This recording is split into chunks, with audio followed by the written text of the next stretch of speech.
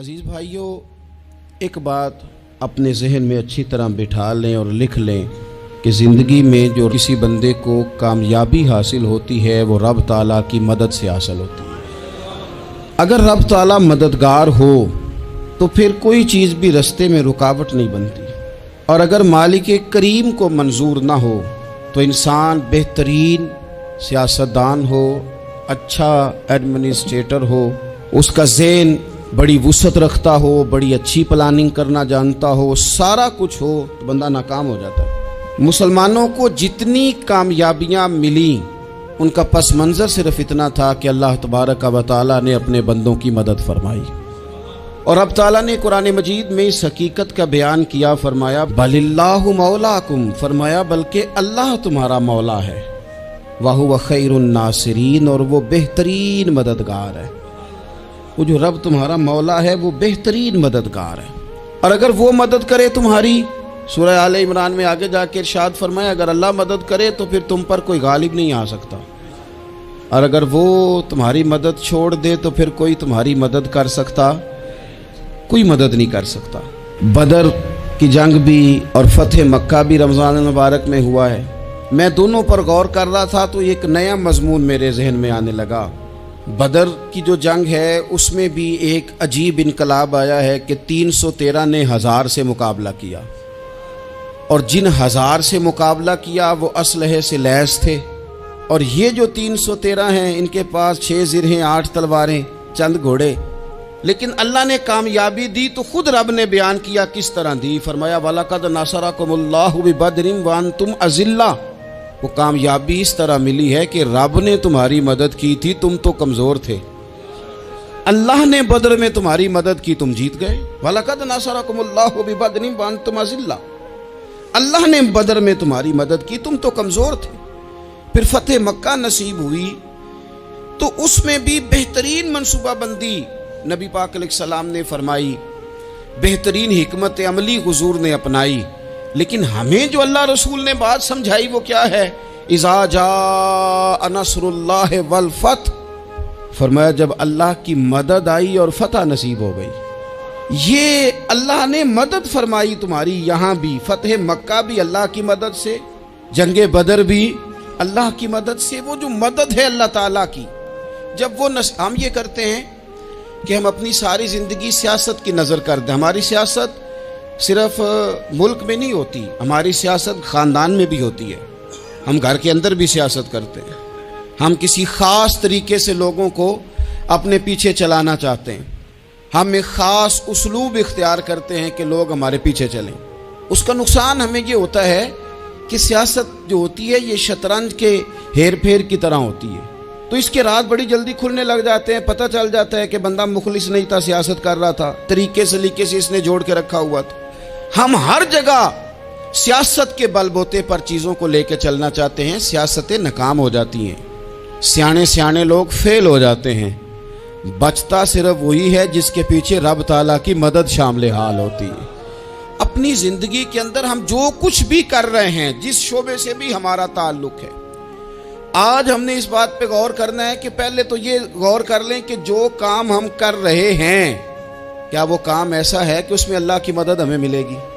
अगर आप कोई माज़अल्लाह नाजायज़ काम कर रहे हैं, फेले हराम का इर्तिकाब कर रहे हैं, तो उसमें तो मदद इलाही आएगी नहीं।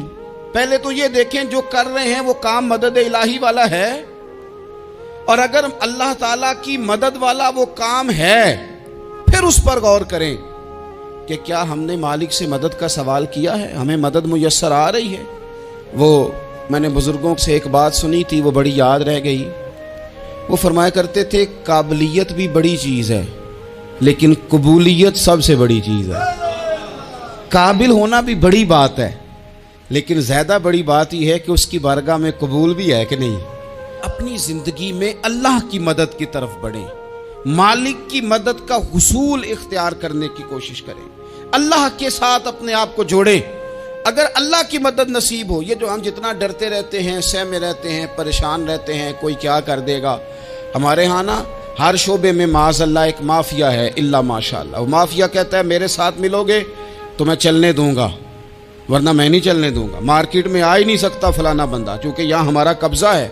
और मेरे भाई پھر بہت سارے لوگ جن کی نیتیں اور ارادے بڑے اچھے ہوتے ہیں شروع میں، وہ بھی اس مافیا کا شکار ہو جاتے ہیں اور ان کے رنگ میں رنگ جاتے ہیں۔ یاد رکھنا، کسی شخص کی بلیک میلنگ کا کبھی شکار نہ ہونا، کبھی کسی کی میٹھی اور مسجع مکفہ باتوں کا شکار نہ ہونا۔ کوئی کیا کر سکتا ہے اگر اللہ مددگار ہو تو؟ جس کو رب کریم اٹھانا چاہے اسے کوئی گرا سکتا ہے؟ ہم یہ ڈرے ڈرے سہمے پریشان فیصلہ کرنے کی طاقت نہیں، مجھے چلنا چاہیے کہ نہیں، اٹھنا چاہیے کہ نہیں، کرنا چاہیے، اٹھ باندھ کمر کیوں ڈرتا ہے؟ پھر دیکھ خدا کیا کرتا ہے۔ حضرت عبداللہ ابن عباس فرماتے ہیں میرے نبی پاک علیہ السلام نے میری تربیت فرمائی، حضور نے میری تربیت فرمائی، اور محبوب پاک علیہ السلام نے فرمایا عبداللہ یاد رکھنا، یہ نوجوان دوست میری بات لکھ لیں، پریشان لوگ میری بات لکھ لیں، جن کے پاس قوت فیصلہ نہیں وہ اس بات کو لکھ لیں۔ حضرت عبداللہ ابن عباس فرماتے ہیں میرے نبی پاک علیہ السلام نے مجھ سے فرمایا تھا عبداللہ سن، اگر ساری دنیا مل کے تیرا کوئی نفع کرنا چاہے کر نہیں سکتی جب تک میرے رب کی رضا نہ ہو، اور فرمایا ساری دنیا مل کے تیرا کچھ بگاڑنا چاہے تو عبداللہ بگاڑ نہیں سکتی جب تک رب کریم کی حکمت کا تقاضا نہ ہو۔ لوگوں سے ڈرنا، لوگوں کی طرف دیکھنا، ماحول دیکھ کے اپنے راہ کا تعین کرنا، ہر بندے کے خیالات کے مطابق ڈھلنے کی کوشش کرنا، فلانا نہ ناراض ہو جائے، فلانا نہ ناراض ہو جائے، وہ جس نے ہونا ہو جائے، بس رب رسول ناراض نہ ہو۔ اپنی زندگی میں اپنے مالک کو مولا جان کے، بل اللہ مولاکم، اللہ تمہارا مولا ہے، وَهُوَ خَيْرُ النَّاصِرِينَ، وہ بہترین مددگار ہے۔ توجہ جب بھی کریں رب کی جانب کریں، اپنے دل کا قبلہ درست رکھیں، سوچوں کے زاویے سیدھے رکھیں۔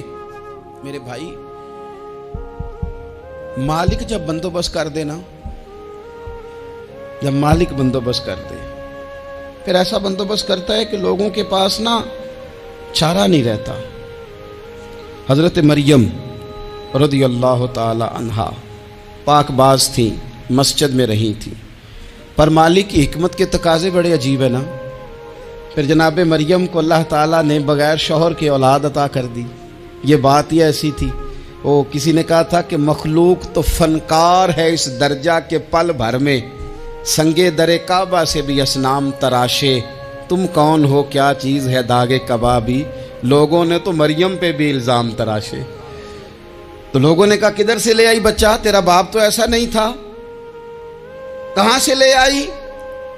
اللہ کرے میں آپ کو سمجھا سکوں، ذرا اپنے آپ کو وہاں کھڑا کریں کہ ایک پاک باز عورت، پاک باپ کی بیٹی، طیب ماں کی بیٹی، اور اللہ کے گھر میں پرورش پانے والی خاتون، ایک وہ وقت اور ایک یہ وقت کہ اس عورت کو کٹہرے میں کھڑا کر کے پوچھا جا رہا ہے کہ معاذ اللہ تیری گود میں بچہ جائز نہیں ہے، کہاں سے لائی ہے؟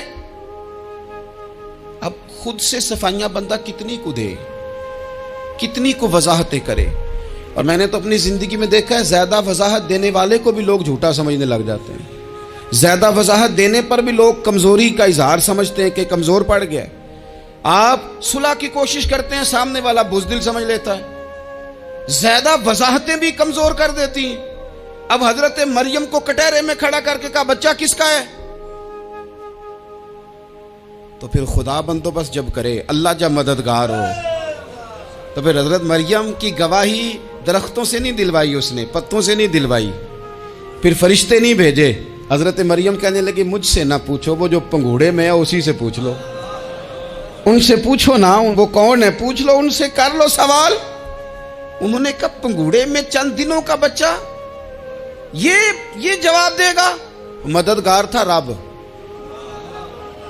ان کی برات کا اعلان کرنا تھا مالک نے، اور جب مالک اعلان کر دے، جب مالک تیری صفائی دینا چاہے، جب مالک تجھے دنیا کے سامنے نکھارنا چاہے، تو پنگوڑے میں لیٹے حضرت عیسیٰ بول کے کہنے لگے انی عبداللہ آتانی الکتاب، فرمایا میں اللہ کا بندہ ہوں، رب نے مجھے کتاب عطا کر کے نبی بنا کے دنیا میں بھیجا ہے، میں اللہ کا بندہ ہوں، کتاب لے کے آیا ہوں، نبی بن کے آیا ہوں۔ پھر پنگوڑے سے اعلان ہو گیا، پھر بچہ بول پڑا۔ اور یہ ایک دفعہ نہیں بات ہوئی، یہ بنی اسرائیل میں ایک جریج نام کے शख्स भी थे जो नमाज पढ़ रहे थे। बाज ने लिखा है नफल नमाज थी, अम्मा ने पुकारा तो आए नहीं, तो माँ के मुंह से निकल गया तू इतनी देर तक मरेगा नहीं जब तक किसी बेहया औरत का मुंह न देख ले। तो वो इबादत गुजार थे, लेकिन लोगों ने उनकी इबादत, रियाजत, परहेजगारी को नहीं देखा। बस एक औरत को भेज के इल्ज़ाम लगवा दिया। वो औरत आया जाया करती थी, अब आ जाती हैं औरतें, मसला पूछने की नीयत से भी आ जाती हैं। माहौल में कुछ जगह ऐसी भी हैं जहां औरतें दम कराने के बहाने आ जाती हैं। वो खातून आती जाती थी उस खानका पे, आस्ताने पे, ये बुखारी में मौजूद है।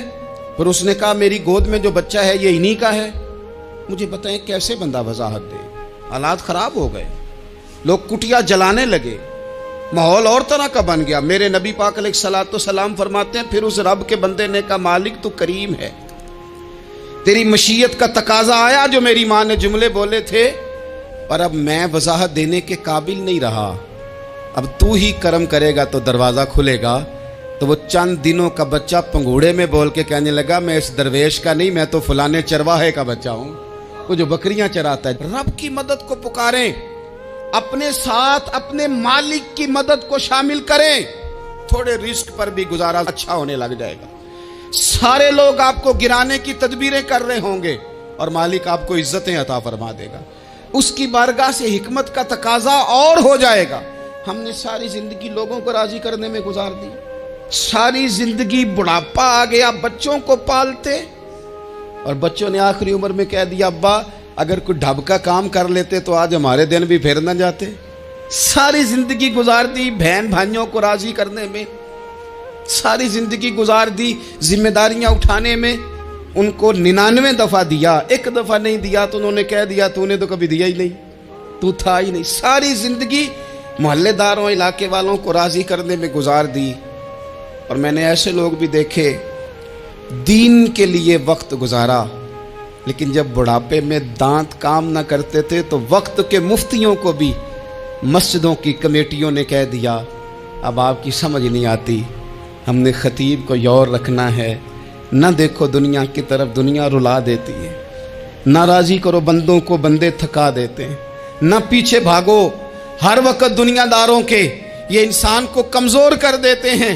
वो तो करीम ही बड़ा है, 2 आंसू ज़मीन पर बाद में गिरते हैं, बंदे के गुनाह सारे पहले माफ़ फरमा देता है। अल्लाह की मदद का हुसूल, अपने मालिक की मदद की तरफ बढ़ना, आपको बदर की जंग भी यही दरस देगी, आपको ओहद का मैदान भी यही सबक देगा, फतेह मक्का भी यही सबक देगा। मेरे दोस्तों, जब रब मदद फरमाए, जब अल्लाह मददगार बने। दोस्तों से एक बात अक्सर करता हूँ, मैं कहता हूँ कि जितने दर्द से आप अमीर को अपनी कहानी सुनाते हैं ना, और जिस तरह आपके आंसू बात करने से पहले गिर जाते हैं कि गरीब हैं, बच्चियां हैं, कारोबार नहीं, ओ मेरे संगियो, इससे आधे आंसू अपने रब की बारगाह में बखेरो, उसके हुजूर अर्ज गुजार हो जाओ, उससे तलब करो। एक वक्त इंसान पर जिंदगी में ऐसा आता है कि उसे यूं महसूस होता है कि मेरा साया भी जरा सा पीछे हट गया है। उसे यूं लगता है कि मैं किसी सहारे पे हाथ डालता हूं तो वो भाग जाता है मुझसे। लेकिन मालिक की बारगाह ऐसी अजीम बारगाह है, रब रसूल के आस्ताने इतने बड़े हैं कि आप जब वहां कशकोले तलब दराज करते हैं तो झोली फैलाने में देर लगती है, उनको भरने में तो कोई देर नहीं लगती। हमने अपना सोच का किबला ही दुनिया को बना लिया है। ये जो अल्लाह वालों की मदद है ये तो है नहीं, अल्लाह ही की मदद है। लेकिन ये जो सेठों की तरफ तवज्जो करना, नवाबों की तरफ तवज्जो करना, दुनियादारों की तरफ तवज्जो करना और अपना मिजाज इस तरह का बना लेना, यारो गर्दन को झुका देता है खैरात का पत्थर, जहां में मांगने वालों के सर कभी ऊंचे नहीं होते। और इकबाल कहते हैं गैरत है बड़ी चीज जहाने तगो दो में, पहनाती है ये फक्र को ताजे सरदारा। मैं अर्ज करूंगा कि अपनी आप जब तवज्जो का किबला अल्लाह रसूल को बनाएंगे तो रब फरमाते वयर्ज़ुक़हु मिन हैसु ला यहतसिब, मैं ना तुझे वहां से रिस्क दूंगा जहां से कभी तेरा गुमान भी नहीं गया होगा। यहां से भी मिल सकता है, तूने सोचा भी नहीं होगा। बुखारी शरीफ में हदीस है, हज़रत जाबिर इब्न अब्दुल्लाह फरमाते हैं नबी पाक सल्लल्लाहु अलैहि वसल्लम ने ना 300 लोगों का एक लश्कर रवाना किया। کسی مہم کے لیے، کسی جہاد کے لیے، حضرت ابو عبیدہ بن جراح رضی اللہ تعالیٰ عنہ امیر لشکر تھے۔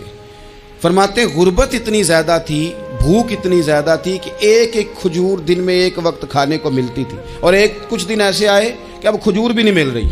فرماتے ہیں اتنی زیادہ بھوک لگی مجاہدین کو، 300 بندہ پتے کھا کے گزارا ہونے لگے۔ یہ بخاری میں موجود ہے۔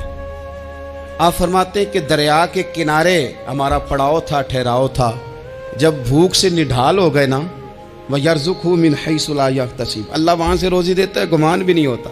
فرماتے ہیں ایک مچھلی اللہ تعالیٰ نے دریا کے کنارے بھیجی، فرماتے ہیں وہ تھی تو مچھلی پر پہاڑ جتنی تھی۔ بخاری میں لفظ ہیں، حضرت جابر ابن عبداللہ رضی اللہ تعالیٰ عنہ فرماتے ہیں 300 آدمی 18 دن تک اس مچھلی کو کھاتے رہے، مچھلی ختم ہی نہیں ہوئی۔ مچھلیاں نہیں، مچھلی کہتے ہیں 18 دن 300 بندہ کھاتا رہا، مچھلی ختم ہی نہیں ہوئی۔ اور فرماتے ہیں کہ اس کی ہڈی نکال کے، کانٹا کہیں گے آپ اپنی زبان میں، کہتے ہیں وہ نکال کے نا تو اس کو کھڑا کیا نا جب، تو اونٹ کجاوے سمیت اس کے بیچ سے گزر جاتا تھا، 2 اس کے کانٹے جوڑے۔ فرماتے ہیں وہ اس کا گوشت ہم کھاتے تھے اور اس کی چربی بطور تیل کے ہم جسموں پہ ملتے تھے، بیماروں کو اس سے سکون آتا تھا، تندرستی شفا ہوتی تھی۔ فرماتے ہیں ہم کھایا بھی ہم نے، اور کچھ لے کے ہم مدینے بھی گئے، اور قربان جائیں نبی پاک نے بھی اس میں سے کھایا۔ ہم نے عرض کی حضور یہ معمہ کیا ہے، یہ ماجرا کیا ہے؟ تو محبوب نے فرمایا تمہارے پاس غذا نہیں تھی، رب نے تمہارے لیے بندوبست کیا ہے، اللہ نے تمہیں دیا ہے۔ مکان شروع کر لیا، ایک صاحب نے وہ مکان بنانے لگے، آپ وہ حساب لگا رہے ہیں، کہتے ہیں میرے پاس اتنے پیسے ہیں، اتنے میں نے فلانے دوست سے کہنا ہے اس نے دے دینے، اتنے فلانے رشتہ دار سے کہنا ہے اس نے دے دینے، اتنے فلانے سے کہنا ہے اس نے دے دینے۔ یہ ساری کاپی بنا کے مکان شروع کر لیا۔ جو روز کہتا تھا نا کوئی حکم ہو جاتے 10 سب سے پہلے اس کو کہا میاں پیسے چاہیے، وہ کہندا ہو کل ہی منڈا ٹوریا ہے، کدے تو پرسوں 10 داتے لب جانے سن۔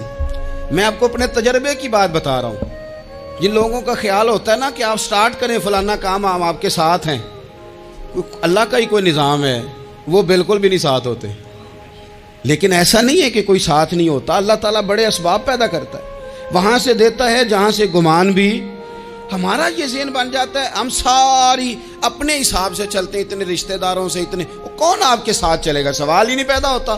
یہ سارے کام چھوڑ کے سب سے پہلے 2 رکعتیں پڑھو، اپنے رب کی بارگاہ میں، رسول کائنات کی بارگاہ میں گزارشات اور استغاثے پیش کرو، وہاں سے خیر طلب کرو۔ دنیا دار کیا دیں گے، کیا دے سکتے ہیں، کیا حیثیت ہوتی ہے کسی؟ اللہ کہتا ہے وہاں سے دوں گا۔ تو جو اللہ مال دے وہ لینا چاہیے کہ رشتہ داروں کا مال دیکھنا چاہیے؟ جو اللہ دے وہ لینا چاہیے کہ سیٹھوں نوابوں کی جیبیں دیکھنی چاہیے؟ جو اللہ دے وہ قبول کرنا چاہیے یا دیکھنا چاہیے کون سا آدمی کہاں پہنچ گیا؟ چھوڑو، اپنی مٹی پہ چلنے کا سلیقہ سیکھو۔ کسی کے سنگ مرمر پہ چلو گے تو پھسل جاؤ گے، پھسل جا۔ اس پر ایک اور بات عرض کر دوں، صحیح بخاری سے، مسلم سے ایک اور بات۔ کچھ چیزیں ایسی ہیں جن سے اللہ کی مدد آتی ہے، مدد ملتی ہے۔ ایک چیز ان میں سے ایسی ہے جس سے بہت مدد نازل ہوتی، وہ ہے کہ جب رب آپ کو دے نا تو پھر آپ بھی اس کے رستے میں دیں، پھر مدد آتی ہے، پھر اور آتا ہے۔ بخاری مسلم میں حدیث ہے، یہ زیادہ ہی توجہ طلب امر ہے، اس پر آپ غور کریں گے۔